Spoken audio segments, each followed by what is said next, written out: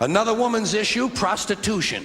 I do not understand why prostitution is illegal. Why should prostitution be illegal? Selling is legal, fucking is legal. Why isn't selling fucking legal?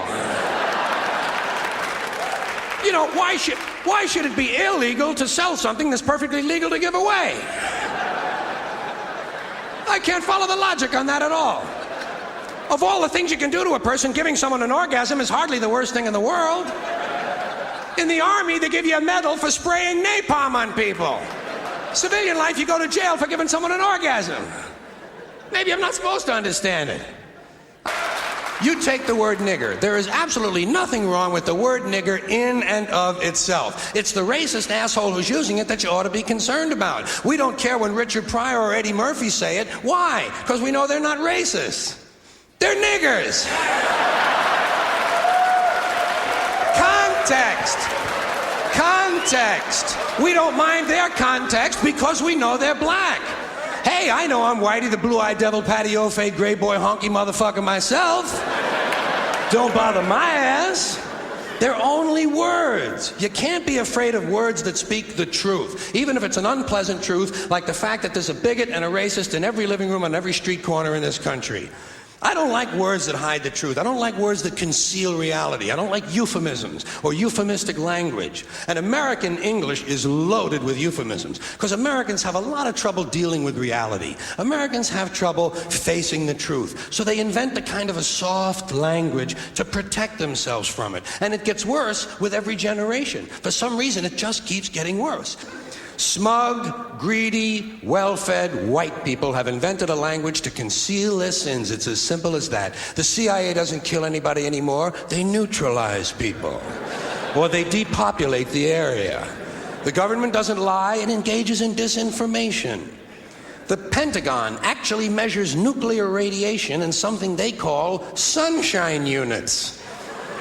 Israeli murderers are called commandos. Arab commandos are called terrorists. Contra killers are called freedom fighters.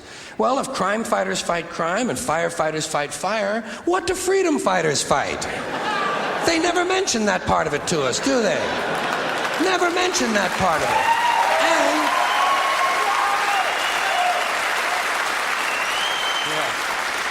And some of this stuff is just silly. We all know that. Like on the airlines, they say they want a pre-board. Well, what the hell is pre-board? What does that mean? To get on before you get on? They say they're going to pre-board those passengers in need of special assistance. Cripples. Simple, honest, direct language. There's no shame attached to the word cripple that I can find in any dictionary. No shame attached to it. In fact, it's a word used in Bible translations. Jesus healed the cripples. Doesn't take 7 words to describe that condition. But we don't have any cripples in this country anymore. We have the physically challenged. Is that a grotesque enough evasion for you? How about differently abled? I've heard them called that, differently abled. You can't even call these people handicapped anymore. They'll say, we're not handicapped, we're handy-capable.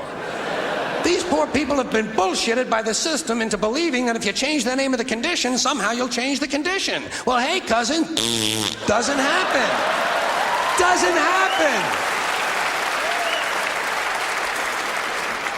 And we have no more old people in this country. No more old people. We shipped them all away, and we brought in these senior citizens. Isn't that a typically American 20th century phrase? Bloodless, lifeless, no pulse in one of them, a senior citizen. But I've accepted that one. I've come to terms with it. I know it's here to stay. We'll never get rid of it. That's what they're going to be called, so I'll relax on that. But the one I do resist, the one I keep resisting, is when they look at an old guy and they'll say, look at him, Dan, he's 90 years young. Imagine the fear of aging that reveals. To not even be able to use the word old to describe someone, to have to use an antonym. And fear of aging is natural, it's universal, isn't it? We all have that. No one wants to get old, no one wants to die, but we do. So we bullshit ourselves. I started bullshitting myself when I got to my 40s. As soon as I was in my 40s, I'd look in the mirror and I'd say, well, I guess I'm getting older. Older sounds a little better than old, doesn't it? Sounds like it might even last a little longer. Bullshit, I'm getting old. And it's okay, because thanks to our fear of death in this country, I won't have to die. I'll pass away.